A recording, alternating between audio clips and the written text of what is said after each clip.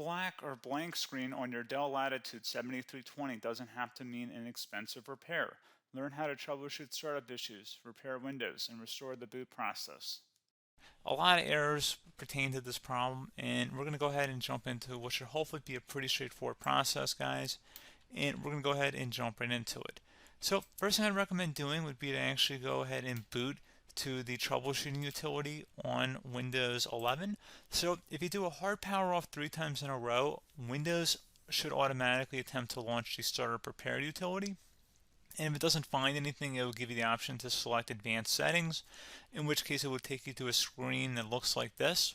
Now, if it does not take you to a screen that looks like this, or you're unable to get to that, you can also download the Windows 10 Media Creation Utility, or Windows 11. They probably will make a creation utility for Windows 11 at some point. And it doesn't really matter. You can actually run the Windows 10 utility on Windows 11 as far as I'm aware. And you should be able to run the troubleshooting utilities built in within it. So you just would go ahead and download it to an ISO file and then burn it to a DVD or USB. It'd have to be about 4 gigabytes or more. It couldn't be a small USB flash drive, and it couldn't be a CD. It'd have to be a DVD. And then you boot your computer from it. So depending on the computer manufacturer, you'd have to tap a different key on your keyboard in order to launch that menu, in order to select what boot drive you want to go off of. So it could be anything between the escape key, F2, F8, F12, for example. And those are the function keys on the top of your keyboard. So you may have to just do a little bit of trial and error. Shouldn't take you more than a couple minutes. Googling it would probably be best before you even begin. But anyway, we're ready to go ahead and jump right into it. So we're on the choose an option page. So these will look very similar whether you're booting from it directly within Windows itself, or if you're plugged in a USB flash drive with the media creation utility installed and you selected the recovery option. So when you are setting up your Windows 11 installation or Windows 10, depending on the drive you're using, there should be an option to repair your computer in the bottom left corner of the dialog window, one of the first screens that comes up. You go ahead and select that, and then it would take you to a troubleshooting screen like you see here. And you want to go ahead and select troubleshoot, reset your PC, or see advanced options. And then there are going to be a whole bunch of options in here that we're going to explore in today's video. The first one, we're going to actually go underneath advanced options and then select startup repair, fix problems that keep Windows from loading. So go ahead and select that first.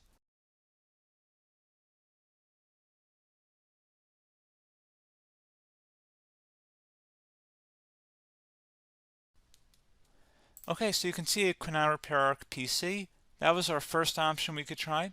Something else, if we go back into advanced options here and then select troubleshoot, we're going to go underneath advanced options again. You can go ahead and actually access safe mode by selecting startup settings. And then if you select the restart button, you have the option on the screen select safe mode with networking, which will give you a key on the screen. It'll tell you which key to press to enter that. I believe it's the F7 key. It'll do that for you. I'm not going to go over that in today's tutorial because I don't really want to go into safe mode, but you're more than welcome to attempt that by going into here and then selecting restart. Again, it'll launch another screen. It'll say what key do you want to press, and it'll give you like 7 or 8 different options, and you want to select safe mode with networking.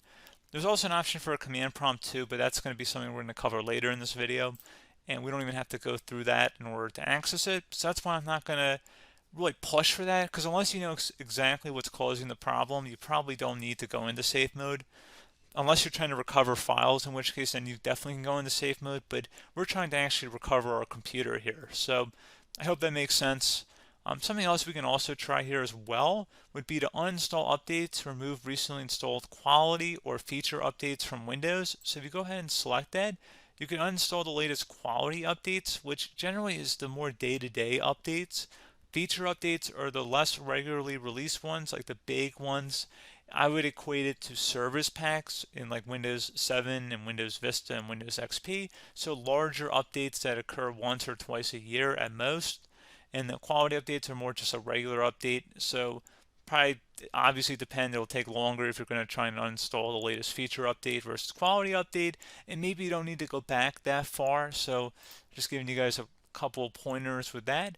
Something else you can also look at here, and we're going to jump into the command prompt in a little bit, but you can select System Restore, which will use a restore point recorded on your PC to restore Windows.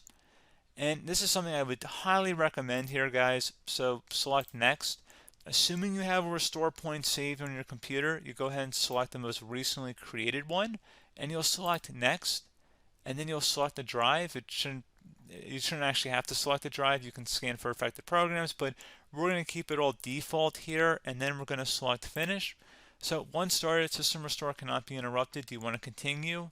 I think we're going to select yes. I don't think we have anything better to do on our computer right now, so just give it a moment here to initialize. It will take a couple minutes to run, obviously depending on how large your hard drive is and how much is saved on the system restore point. So just give it a couple minutes here.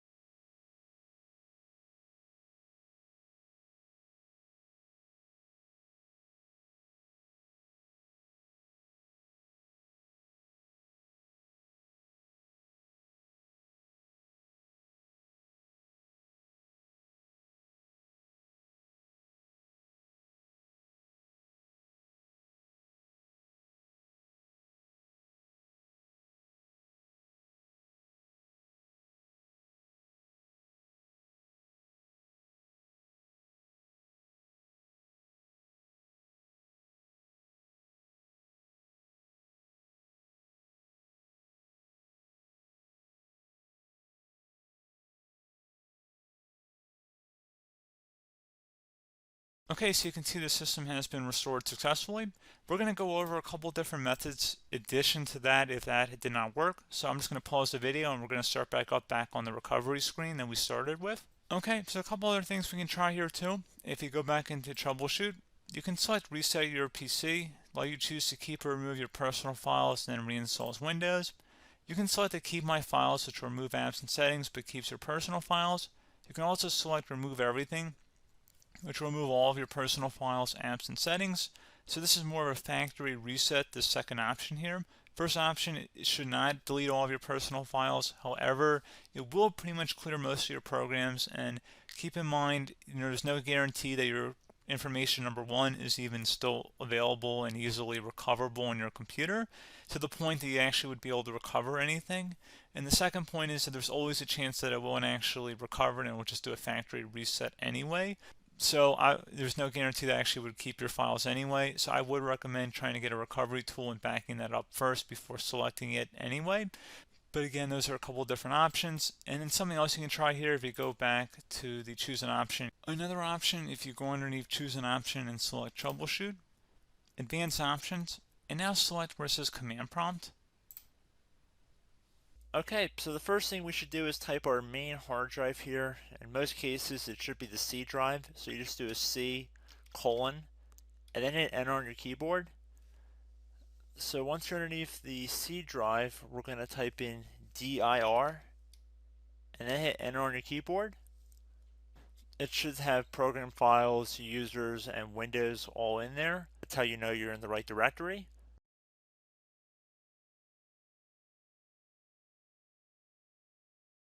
In some cases, it might be the D drive as well, so just keep that in mind.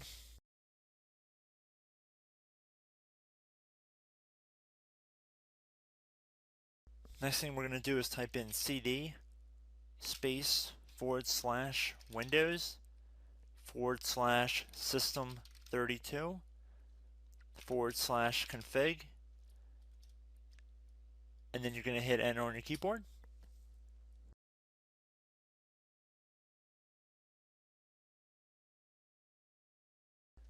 So now you're going to type md space backup. If you've seen other tutorials, it might also say to put down md backup. That's because the backup name is pretty common when you want to back something up. So you can name this whatever you want, doesn't have to be backup. So if you've already made a backup folder in the past, you could do backup 1, for example. So once you're done setting the name you want the backup to be called, hit enter on your keyboard again.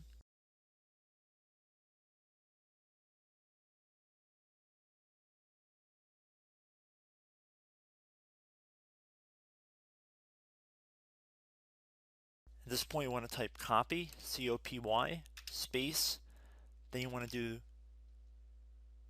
the star symbol above the 8 key, then do a period or a dot, whatever you want to call it, then another star sign, and then another space, and then type backup, and then hit enter on your keyboard.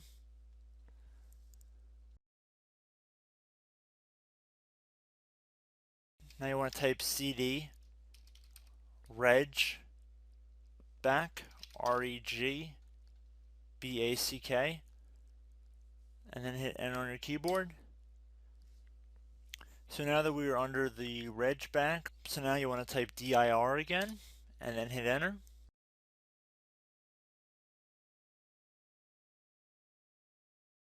So now at this point we're going to type copy again. So copy, space, star sign, dot, another star sign, space, and then 2 dots. So we're going to type copy, space, star sign, dot, sign, star sign, dot, dot, and then hit enter on your keyboard again. So for overwrite, you want to overwrite all. So type A on your keyboard, so capital A, and then hit enter on your keyboard.